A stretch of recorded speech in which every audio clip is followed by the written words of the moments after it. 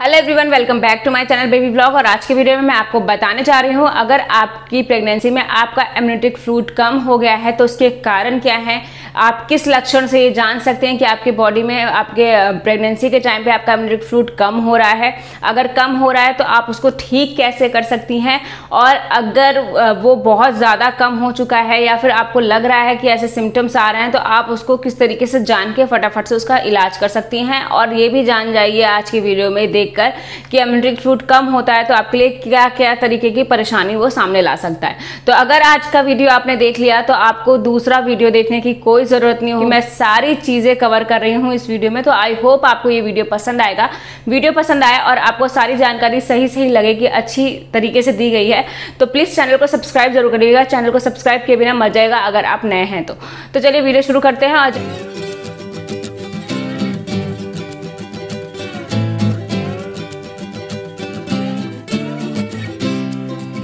Pregnancy के दौरान महिलाओं को बहुत सी समस्याओं से जूझना पड़ता है, जिसमें से कि एक समस्या है वो प्रेगनेंसी के टाइम पे एमनियोटिक फ्लूइड का कम हो जाना। एमनियोटिक फ्लूइड गर्भाशय में उपस्थित वाटर होता है जो कम होने लगता है तो हमारी प्रेगनेंसी में प्रॉब्लम क्रिएट करती है।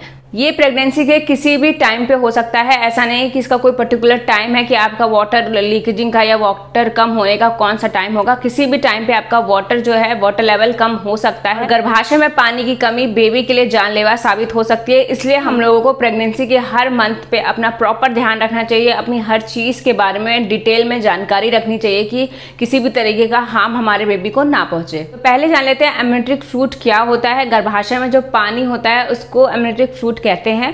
तो इसके बारे में हम लोग पूरी डिटेल में पहले जानकारी ले लेते हैं कि एमनियोटिक फ्लूइड क्या होता है। तो गाइस, प्रेगनेंसी जब रुक जाती है तो उसके 12 दिन बाद महिला के शरीर में एमनियोटिक की थैली बनती है।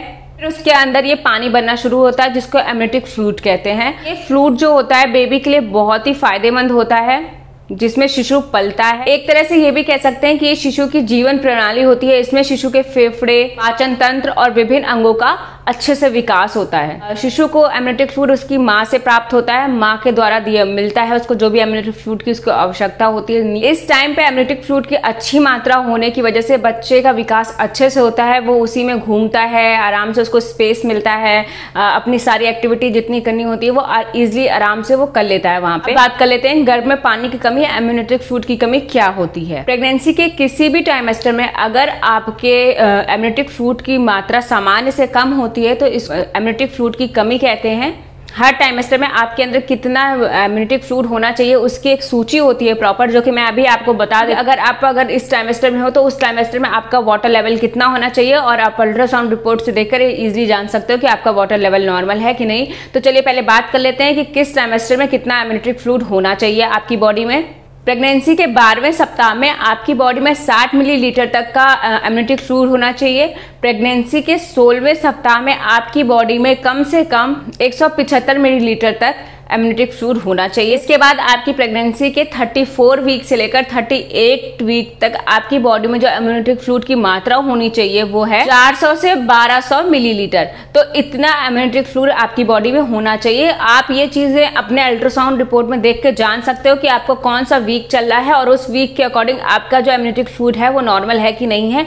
तो ये मैंने इसलिए बता दिया कि अगर आपको अपना एमनियोटिक फ्लूइड चेक करना है तो आप अपने अल्ट्रासाउंड रिपोर्ट में इस तरीके से देखकर चेक कर सकते हैं। वैसे तो प्रेगनेंसी के दौरान पानी की कमी कभी भी हो सकती है, किसी भी टाइमेस्टर में हो सकती है, लेकिन ज्यादातर फीमेल्स को जो वाटर लेवल की कमी होती है वो प्रेगनेंसी के 36 वीक के बाद होना स्टार्ट होती है।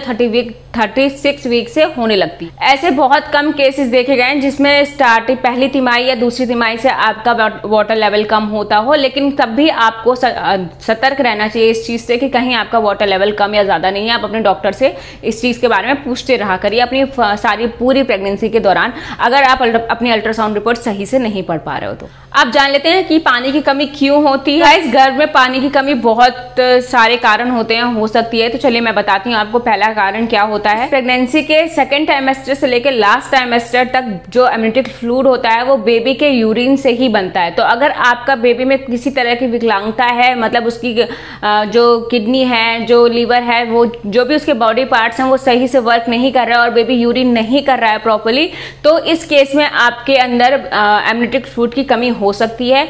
दूसरा कारण कभी कभी गर्भवती महिला की एमनियोटिक फ्लूइड की जो झिल्ली होती है वो फट जाती है, जिसकी वजह से ये सारा पानी निकल जाता है और वाटर लेवल कम हो जाता है और उसकी वजह से आपके अंदर एमनियोटिक फ्लूइड की कमी हो सकती है। तीसरा कारण है एमनियोटिक फ्लूइड की थैली में हल्का सा छेद होना, जो कि आपको अल्ट्रासाउंड रिपोर्ट में भी सही क्लियरली नहीं दिखेगा।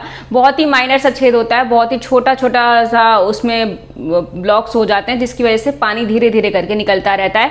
पानी फ्लो से नहीं निकलता लेकिन धीरे धीरे करके निकलता रहता है, जिसकी वजह से भी आपका वाटर लेवल कम हो सकता है। प्लेसेंटा में किसी तरह की प्रॉब्लम है, वो खून को सही से बेबी तक नहीं पहुंचा रही है, तो बेबी को यूरिन करने में, यूरिन बनने में टाइम लगता है या नहीं बन पाती सुचारू रूप से, जिससे उसका जो टॉयलेट का जो टाइम होता है वो कम हो जाता है, जिससे बच्चे के अंदर वाटर लेवल, जिससे आपके यूट्रस के अंदर और आपकी थैली के अंदर वाटर लेवल की कमी हो सकती है। इसके बाद जो प्रेग्नेंट लेडी है उसके अंदर किसी तरह की प्रॉब्लम है, मतलब वो डिप्रेशन में है, उसको शुगर है या हाई बीपी है, इस तरह की प्रॉब्लम वो प्रेगनेंसी से जूझ रही है, तो उसके अंदर भी ये प्रॉब्लम देखी जाती है। करते हैं प्रेगनेंसी के टाइम पे वाटर लेवल कम होने के लक्षण क्या क्या होते हैं, आप किस तरीके से जान सकते हो कि आपका वाटर लेवल कम। अकॉर्डिंग हर महिला में एमनियोटिक फ्लूइड कम होने के कुछ लक्षण होते हैं, जो कि मैं आपको अभी बताने जा रही हूँ। ध्यान से सुनिएगा और जरूर देखिएगा कि आपके अंदर ऐसा कोई लक्षण हो तो जरूर डॉक्टर को इससे कंसल्ट करिएगा। तो पहला लक्षण है, गर्भ की पूरी अवधि हो गई, मतलब आपका प्रेगनेंसी का पूरा टाइम हो गया है फिर भी पेट का आकार कम है। दूसरा पॉइंट है, गर्भ में बच्चे की मूवमेंट कम हो गई है, बच्चा कम एक्टिव है। अल्ट्रासाउंड के द्वारा आपका जो एमनियोटिक फ्लूइड है वो सही मात्रा में नहीं दिखाई देता है। अल्ट्रासाउंड करते समय एमनियोटिक फ्लूइड जब बहुत होता है तो अच्छे से प्रॉपर दिखाई देता है। तो अगर अल्ट्रासाउंड में आपका सही वो वाटर लेवल नहीं होगा तो डॉक्टर आपको क्लियरली बता देगी कि आपका वाटर लेवल कम है, तो उससे आपको पता चल जाएगा। या फिर 32 से लेकर 36वें वीक तक आपका वाटर लेवल 500 मिलीलीटर से कम है, तो इससे ये देखकर आप जान सकते हो कि आपका वाटर लेवल कम है। या फिर आपकी योनि से बहुत हल्का हल्का आपके प्राइवेट पार्ट से पानी निकलता है। लक्षण है आपके वाटर लेवल के कम होने के, कि आपका वाटर लेवल आई थिंक कम हो रहा है। इन सारी चीज़ों को आप देखकर जान सकते हो। अब आप कैसे जानो कि आपके अंदर वाटर लेवल जो है वो कम हो रहा है और आपका वाटर लेवल लीक हो रहा है, ये कैसे जान सकते हो? तो उसके लिए जब आपकी हर बार आपकी पैंटी गीली हो जा रही है तो ये एक संकेत होता है कि आपका वाटर लेवल निकल रहा है। पैंटी में सफेद रंग का धब्बा दिखाई दे तो इससे भी आप जान सकते हो कि आपकी पैंटी, आपका जो वाटर लेवल है वो, जो आपका वाटर है वो निकल रहा है। प्राइवेट पार्ट से आपका वाटर के साथ साथ हल्के हल्के से खून के कलर का भी पानी निकल रहा है, पानी सा निकल रहा है, तो इससे आप जान सकते हो कि ये आपका एमनियोटिक फ्लूइड लीक हो रहा है। और सबसे बड़ा, अगर गर्भ प्रेगनेंसी के दौरान जो आपके यूट्रस में बेबी है, जो आपके गर्भ में बेबी है, उसकी एक्टिविटी, उसके मूवमेंट अचानक से बंद हो जाए तो आप समझ सकते हो कि आपकी जो बॉडी है, जो आपके जो यूट्रस है, उससे एमनियोटिक फ्लूइड निकल रहा है। तो ये लक्षण होते हैं, इससे आप जान सकते हो कि किस तरीके से आपको पता चले कि आपका जो एमनियोटिक फ्लूइड है वही निकल रहा है। ये क्लियर आपको इन सब चीजों से पता चल जाए। एमनियोटिक फ्लूइड की जांच अल्ट्रासाउंड के द्वारा भी की जा सकती है और आपके ब्लड टेस्ट के द्वारा भी की जा सकती है। तो इन दोनों तरीके से आपकी बॉडी में कितना एमनियोटिक फ्लूइड है ये डॉक्टर देख के बता सकती है, आपके टेस्ट करा के। इस प्रेगनेंसी के टाइम पे अगर आपका वाटर लेवल कम हो रहा है, एमनियोटिक फ्लूइड कम हो रहा है, तो आप इसका क्या इलाज कर सकते हैं?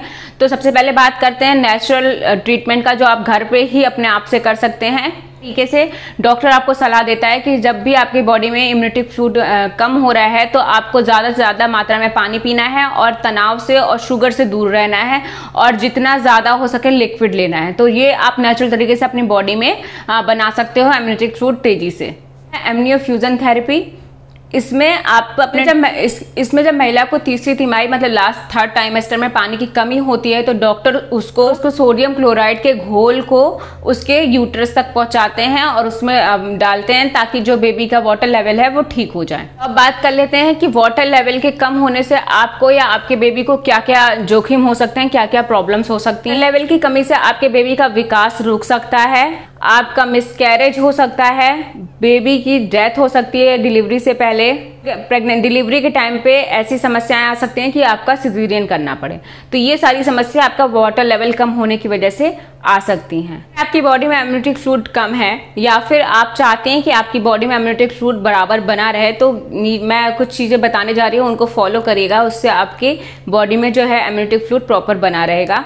तो सबसे पहले जितना हो सके उतना पानी पीजिए, उतना लिक्विड लीजिए, हमेशा पानी पीते रहिए। दिन भर में कम से कम 6 से 7 बोतल पानी आप पीजिए। अगर आपके बॉडी में इम्यूनिटी फ्लूइड कम है और अगर आप अपनी बॉडी में अपना बॉडी का जो वाटर लेवल है वो बनाए रखना चाहती हैं, इम्यूनिटी फ्लूइड जो है वो उतना ही रखना चाहती हैं जितना वो है, तो ये पानी का सेवन अच्छे से। इसके बाद तरल पदार्थ युक्त खाना खाएं जिसमें ना लिक्विड ज़्यादा होता है, उस तरीके का खाना खाएं जैसे कि टमाटर, तरबूज, अंगूर, इस तरीके के फल खाना शुरू करें जिसमें लिक्विड फॉर्म ज़्यादा होता हो। हरी सब्जियां खाएं जैसे कि शिमला मिर्च, गाजर, ब्रोकली, मूली, इस तरह की सब्जियां खाएं जिसमें वाटर का लेवल ज़्यादा होता हो।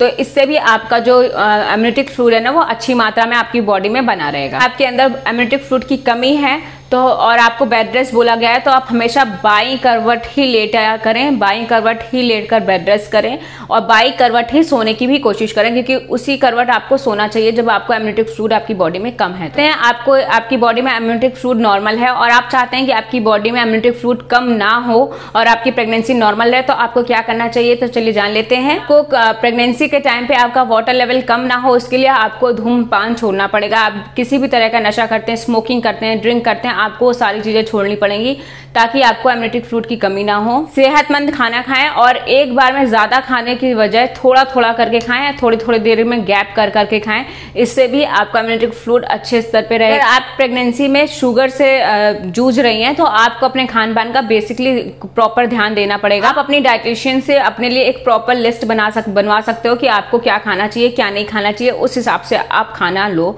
अगर आपको शुगर है प्रेगनेंसी में। तो प्रेगनेंसी के टाइम पे इम्यूनिटी फ्लूइड की कमी के कारण बच्चे पे काफी असर पड़ सकता है, जो कि इस वीडियो को देखने के बाद आपको पता चल जाएगा। तो उससे बचने के लिए जो भी मैंने सावधानियां, जो भी मैंने चीजें बताई हैं इस वीडियो में, जरूर ट्राई करिएगा, जरूर यूज करिएगा। अगर प्रेगनेंसी के टाइम पे आपका वाटर लेवल कम है तो जो भी चीजें मैंने इस वीडियो में बनाई है उसको जरूर ट्राई करिएगा, ये बहुत हेल्पफुल होने वाला है आपके लिए। और जितना ज्यादा आप इन सारी चीजों को फॉलो करेंगे उतनी ही जल्दी आप वाटर लेवल की प्रॉब्लम से, इम्यूनिटी फ्लूइड की प्रॉब्लम से बाहर निकल पाएंगी। तो ये जरूरी है आपको ध्यान रखना अपनी प्रेगनेंसी के टाइम पे कि आपकी बॉडी में इम्यूनिटी फ्लूइड कम ना हो। जिस तरीके से आप अपनी बॉडी का ध्यान रखोगे, जैसा मैंने इस वीडियो में बताया है, अगर आप वो सारी चीजें करोगे तो आपको कोई प्रॉब्लम नहीं होगी इम्यूनिटी फ्लूइड कम होने की। तो आई होप आपको ये वीडियो पसंद आया होगा। सारी जानकारी मैंने डिटेल में देने की कोशिश करी है, थोड़ा सा मैंने शॉर्ट किया है क्योंकि वीडियो काफी लंबा हो जाता है। आपको ये वीडियो हेल्पफुल हो, मैं चाहती थी कि एक ही वीडियो में आपको सारी डिटेल मिल जाए, इसलिए मैंने इतना लंबा वीडियो बनाया आज का। तो अगर आपको ये वीडियो पसंद आया हो, वीडियो हेल्पफुल रहा हो, तो प्लीज वीडियो को लाइक कर देना, चैनल को सब्सक्राइब कर देना और वीडियो को शेयर भी करना ताकि ज्यादा से ज्यादा लोगों की हेल्प हो सके। तो चलिए मिलते हैं नेक्स्ट वीडियो में, तब तक के लिए बाय बाय।